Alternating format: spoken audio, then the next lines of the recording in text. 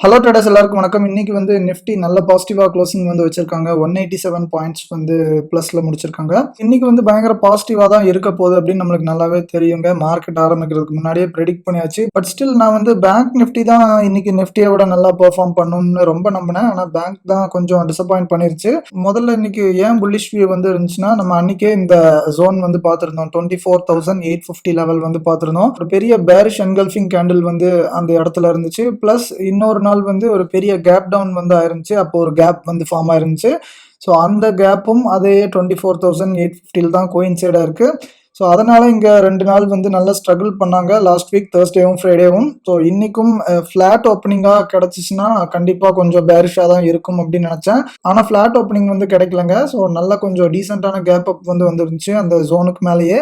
அதனால ஒரு டீசென்டான short covering வந்து வரும். பிளஸ் கொஞ்சம் ஃப்ரெஷ் பையிங்கும் கண்டிப்பா வரும் அப்படின்னு நினைச்சிருந்தோம். அதுக்கப்புறம் மார்னிங் 9:07க்கு வந்து நம்மளுக்கு நல்ல கேப் அப் வந்து கிடைச்சிருச்சு அப்படின்னு தெரிஞ்ச உடனேயே இன்னைக்கு வந்து கண்டிப்பா புல்லிஷா தான் இருக்கும் அப்படின்னு டிசைட் பண்ணிட்டோம். இது வந்து நிஃப்டிலங்க பேங்க் நிஃப்டில ஒரு இம்பார்ட்டன்டான ஜோனை வந்து கிராஸ் பண்ணி தான் நம்ம வந்து ஓப்பன் ஆனோம். இங்க பாருங்க இப்படி வந்து ஒரு ட்ரெண்ட் லைன் போயிட்டு இருக்கு. ஸோ 3-4 டைம் வந்து நல்லா ரெஸ்பெக்ட் பண்ணிருக்கு. அன்னைக்கு ஃப்ரைடேவும் கடைசி அந்த லைன்ல இருந்தாங்க, கொஞ்சம் ரிஜெக்ட் பண்ணியிருந்தாங்க. அதே ஜோன்ல கரெக்டா ஒரு ஹரிசாண்டல் சப்போர்ட் இருந்துச்சுங்க. இது வந்து 51,100 பக்கம் இருந்துச்சு அந்த லெவல்.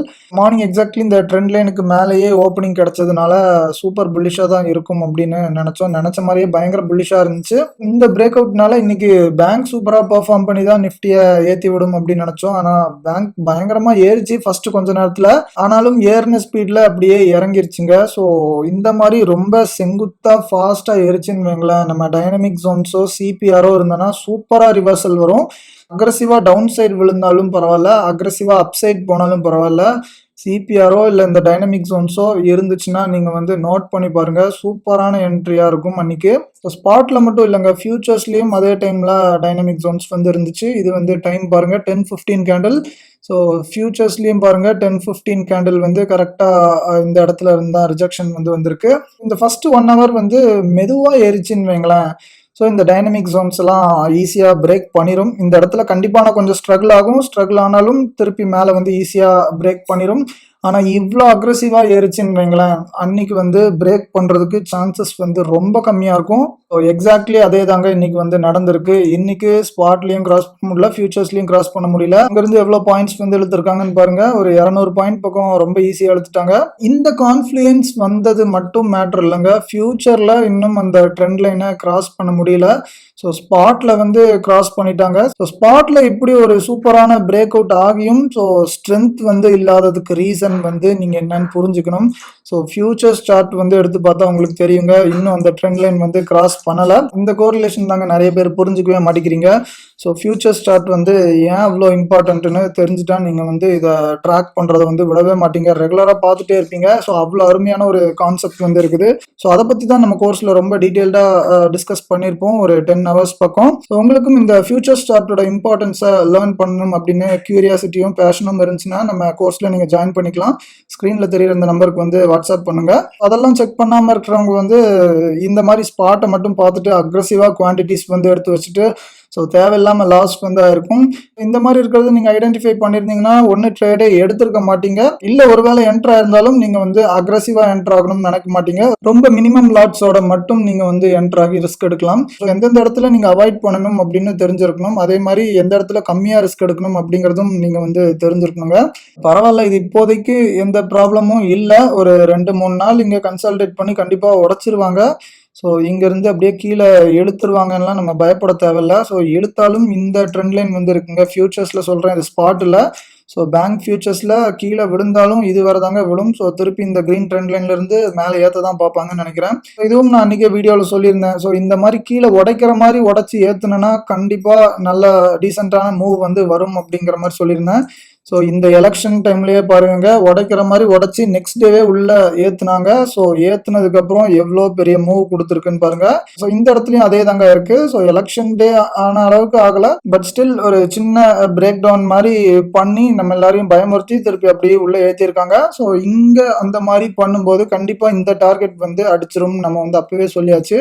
ஸோ நம்ம நினைச்ச மாதிரியே இந்த டார்கெட் வந்து ஃபர்ஸ்ட் மீட் ஆயிருச்சு. ஸோ இதுதாங்க கடைசி ஹர்டலா இருக்கும். இந்த ஹர்டலையும் நம்ம கிராஸ் பண்ணிட்டோம்னா அதுக்கப்புறம் இந்த ஆல் டைம் ஹை வர ஒரு ஸ்மூத்தான ரைட் வந்து இருக்கும் நான் நம்புறேன். நிஃப்டியில பாருங்க நம்ம ஜோன் வந்து இங்க தான் இருக்கு 24,850. நல்லா அதுக்கு மேலேயே கேப் அப் வந்து கிடைச்சிருந்துச்சுங்க. ஸோ என்னோட ஸ்ட்ராட்டஜி படி என்ட்ரி வந்து இந்த இடத்துல இருந்திருக்கும். டைனமிக் ஜோன்ஸும் இருக்கு, சிபிஆரும் இருக்கு. ஸோ அது போக நம்மளோட இம்பார்ட்டன்ட் ரெசிஸ்டன்ஸ் ஜோன் வந்து இருக்கு. ஸோ இப்போ ரெசிஸ்டன்ஸ்க்கு மேலே ஓப்பன் ஆனதுனால இது வந்து சப்போர்ட் ஆயிரும். ஸோ இந்த இடத்துக்கு வந்தால் தான் ட்ரேட் எடுக்கணும் நம்மளோட மெத்தட் படி. ஸோ இங்கே வந்து இன்னைக்கு நாள் ஃபுல்லாக வரவே இல்லை. ஸோ அப்போ வந்து நம்ம ட்ரேட் எடுக்காமல் அமைதியாக இருக்கணுங்க. ஸோ செட்டப் வந்தால் தான் ட்ரேட் எடுப்பேன், இல்லைனா எடுக்க மாட்டேங்கிற அளவுக்கு நீங்கள் டிசிப்ளின் கொண்டு வந்துட்டேன்னா கொஞ்சம் ஈஸியாக இருக்கும் உங்களுக்கு ட்ரேடிங்கில் சக்ஸஸ் ஆகிறதுக்கு. ஸோ இங்கே டைனமிக் ஜோன்ஸ் வந்து ரிவர்சல் கொடுக்குற மாதிரி கொடுத்துருக்கும். ஸோ அதுக்கப்புறம் பிரேக் அவுட் ஆகி மேலே போயிருக்கும். ஸோ இந்த இடத்துலலாம் நிறைய பேர் வந்து ட்ராப் ஆயிருப்பீங்க. இந்த இடத்துல எடுக்காதவங்க கூட கண்டிப்பாக இந்த கேண்டில் பார்த்து எடுத்திருப்பாங்க. 955 கேண்டில் பார்த்து கண்டிப்பா எல்லாருமே எடுத்திருப்பாங்க, டைனமிக் ஜோன்ஸ் யூஸ் பண்றவங்க எல்லாரும். ஆனா அப்படி எடுத்திருந்தனா கண்டிப்பா உங்களோட எஸ்எல் வந்து ஹிட் ஆயிருக்குங்க. ஸோ இங்கே இறங்குற மாதிரி இறங்கி திருப்பி உடனே பயங்கரமாக ஏற்றிட்டாங்க பாருங்க. ஸோ நிறைய சப்ஸ்கிரைபர்ஸ் வந்து நம்மளுக்கு தேங்க் பண்ணியிருக்காங்க இந்த டைனமிக் ஜோன்ஸை வந்து இன்ட்ரடியூஸ் பண்ணதுக்கு. அது ரொம்ப சூப்பராக ஒர்க் ஆகுது, இந்த மாதிரி ஒரு இண்டிகேட்டரை நான் பார்த்ததே இல்லைங்கிற மாதிரி நிறைய பேர் சொல்லியிருக்காங்க. இது எவ்வளோதான் நல்லா ஒர்க் ஆனாலும் அட் டைம்ஸ் பயங்கரமான ஃபால்ஸ் சிக்னல்ஸ்லாம் கொடுக்குது அப்படிங்கிற மாதிரி சொல்லியிருக்காங்க. ஸோ எந்த ஒரு மெத்தடாக இருந்தாலும் கண்டிப்பாக ஃபால்ஸ் சிக்னல்ஸ்லாம் 200% வரதாங்க செய்யும். அதெல்லாம் நீங்கள் தடுக்கவே முடியாது. ஸோ ஆனால் அந்த ஃபால்ஸ் சிக்னல்ஸ் எல்லாம் நீங்கள் எப்படி ஃபில்டர் பண்ண பழகுறீங்க அப்படிங்கிறது தாங்க மேட்டரே இருக்கு. ஸோ அந்த விஷயத்த மட்டும் நீங்கள் தெரிஞ்சுக்கிட்டீங்கன்னா நிறைய லாசஸ் வந்து நீங்கள் வந்து ஈஸியாக அவாய்ட் பண்ணிடலாம். ஸோ இந்த மாதிரி நாளில் நீங்கள் வந்து ரிவர்சல் வந்து ட்ரை பண்ணக்கூடாதுங்க. ஸோ ஏன்டா பண்ணக்கூடாது, இங்கே முரட்டுத்தனமான ஒரு ரிஜெக்ஷன் கேண்டில் வந்து போட்டிருக்கானு இந்த 955 கேண்டில் வந்து பார்க்கும்போதே தெரியுது. ஸோ சூப்பரான ரிஜெக்ஷன் கேண்டில், யாராக இருந்தாலும் டெம்ப்ட் தான் ஆகும். ஸோ இங்கே ஏன் எடுக்கக்கூடாதுன்னு சொல்கிறேன் அப்படின்னா, ஸோ நீங்கள் ஃபியூச்சர்ஸ் சார்ட்டை வந்து கண்டிப்பாக பார்க்கணுங்க. ஃபியூச்சர்ஸ் சார்ட்டோட இம்பார்ட்டன்ஸும் அதோட சிக்னிஃபிகன்ஸும் தெரிஞ்சிருந்தீங்கன்னா நீங்கள் வந்து கண்டிப்பாக ட்ரேட் எடுத்திருக்க மாட்டீங்க. ஸோ இங்கே வந்து டைனமிக் ஜோன்ஸை 935 பயங்கரமாக கிராஸ் பண்ணிருச்சுங்க. பயங்கர ஜைஜாண்டிக்கான கேண்டில் வந்து கிராஸ் பண்ணிருக்கு. அதுவும் வால்யூம்ஸ்லாம் பாருங்க, கீழே முரட்டுத்தனமான வால்யூம் வந்து வந்திருக்கு. இவ்வளோ பெரிய பிரேக் அவுட் 935 ஆல்ரெடி ஆயிடுச்சுங்க. அந்த டைம்ல ஸ்பாட்ல என்ன இருக்குன்னு பாருங்க. ஸோ அப்போ வந்து ஸ்பாட்ல கீழே தாங்க இருந்துச்சு, டைனமிக் ஜோன்ஸ் கீழே தான் இருந்துச்சு. இங்க இன்னும் பிரேக் ஆகல.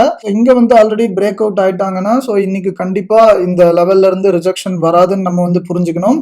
ஸோ அதனால இந்த இடத்துல வந்து ஃபெயிலியர் ஆகுங்க. ஸோ இந்த இடத்துல லைட்டாக இழுக்கிற மாதிரி பண்ணாலும் ஸோ அந்த ஃபியூச்சர்ஸ்ல இருந்து அந்த பிரேக் அவுட் ஒர்க் ஆகி அப்படியே மேலே பையர்ஸ்லாம் இழுக்க ட்ரை பண்றப்ப இந்த ஸ்பாட்ல வந்து அந்த ரிவர்சல் வந்து ஃபெயிலியர் ஆயிரும். ஸோ இது வந்து ஜஸ்ட் ஒரு 1% தாங்க கான்செப்ட். இதுக்குள்ள இன்னும் பயங்கரமா நிறைய விஷயங்கள் வந்து இருக்கு. ஸோ இந்த விஷயங்கள்லாம் நீங்க தெரிஞ்சுக்கிட்டீங்கன்னா கண்டிப்பா சொல்றேங்க, நீங்க ப்ராஃபிட் பயங்கரமா பண்றீங்களோ இல்லையோ, ஆனா நீங்க வந்து தேவையில்லாத அன்னெசரியான லாசஸ்லாம் நீங்க வந்து பண்ணவே மாட்டீங்க. மோர் தென் 90% ஆஃப் தி ஃபால்ஸ் சிக்னல்ஸ் வந்து நீங்க ஈஸியா ஃபில்டர் பண்ணிடலாங்க.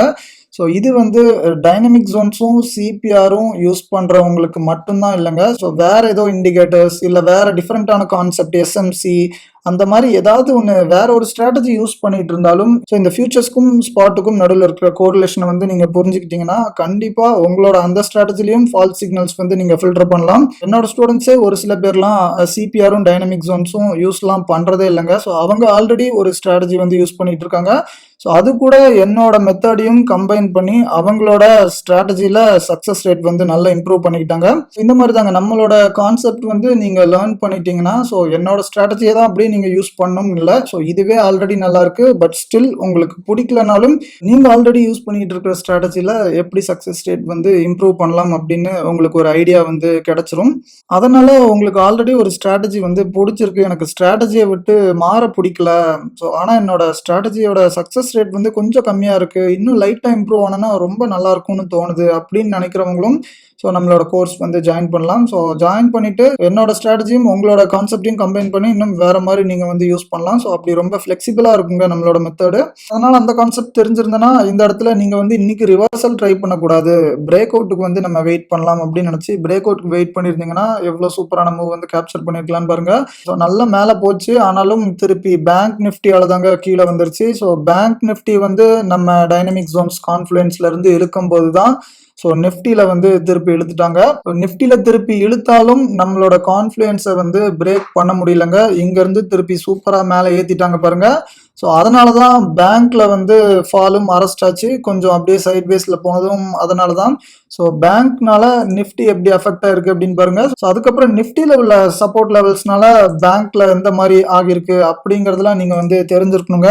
ஸோ இந்த கோரிலேஷனும் ரொம்ப இம்பார்ட்டன்ட். ஃபியூச்சர்ஸ்க்கும் சார்ட்டுக்கும் இருக்கிற கோரிலேஷன் மாதிரி நிஃப்டிக்கும் பேங்க் நிஃப்டிக்கும் இருக்கிற கோரிலேஷனையும் நீங்கள் வந்து அப்பப்போ செக் பண்ணிட்டுனா இன்னும் ரொம்ப ஒரு கிளியரான பிக்சர் வந்து கிடைக்குங்க.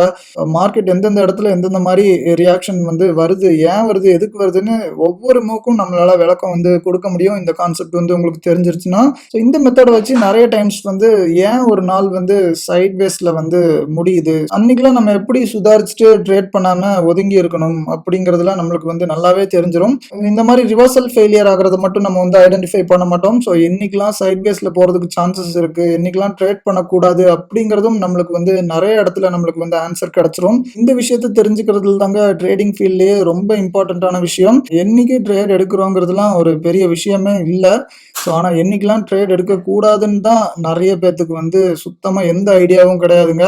ஸோ அந்த விஷயத்தில் நீங்கள் ஒரு தெளிவோட செயல்பட்டீங்கன்னு வைங்களேன், உங்களுக்கு 90% ஆஃப் தி அன்னெசரி லாசஸ்லாம் வரவே வராது. நீங்கள் அதெல்லாம் கட் பண்ணிட்டாலே போதுங்க. ஸோ லாங் ரன்ல நீங்கள் வந்து பயங்கர ப்ராஃபிட்டபிளாக தான் இருப்பீங்க. நிஃப்டி திருப்பி ஆல்மோஸ்ட் ஆல் டைம் ஹை வர வந்துருச்சுங்க. ஸோ இன்னும் ரொம்ப கம்மியான பாயிண்ட்ஸ் தான் இருக்குது. ஸோ ஆல் டைம் ஹை வந்து 25,074 பக்கம் இருக்குங்க. எக்ஸாக்ட்லி சொல்ல போனோம்னா 78 வந்து இருக்குது. ஸோ இன்னைக்கு க்ளோசிங் வந்து 25,010, இன்னும் ஒரு 68 பாயிண்ட்ஸ் தாங்க இருக்கு. போற வேகத்தை பார்த்தா உடைக்கிற மாதிரி தான் தெரியுது. ஆனாலும் நிறைய பேர் வந்து டபுள் டாப் எடுத்து கீழே விழும் அப்படிங்கிற மாதிரியும் ஒரு வியூவோட இருப்பாங்க. ஸோ நீங்கள் வந்து என்ன நினைக்கிறீங்க? ஸோ இங்கேருந்து அப்படியே உடச்சி பயங்கரமாக மேலே போகுமா, இல்லை இங்கேருந்து டபுள் டாப் எடுத்து திருப்பி ஃபால் ஆகுமா, என்ன மாதிரி வியூவோட இருக்கீங்க அப்படின்னு மறக்காம கமெண்ட் செக்ஷனில் கமெண்ட் பண்ணுங்க. இன்னைக்கு வீடியோவில் கண்டிப்பாக நீங்கள் ஒரு டிஃப்ரெண்ட்டான விஷயம் வந்து லேர்ன் பண்ணியிருப்பீங்கன்னு நான் நம்புறேன். ஸோ அந்த அனாலிசிஸ் வந்து உங்களுக்கு பிடிச்சிருந்தா தயவு செஞ்சு வீடியோக்கு ஒரு லைக் பண்ணுங்க. இன்னொரு நல்ல வீடியோவில் சந்திக்கலாம். நன்றி.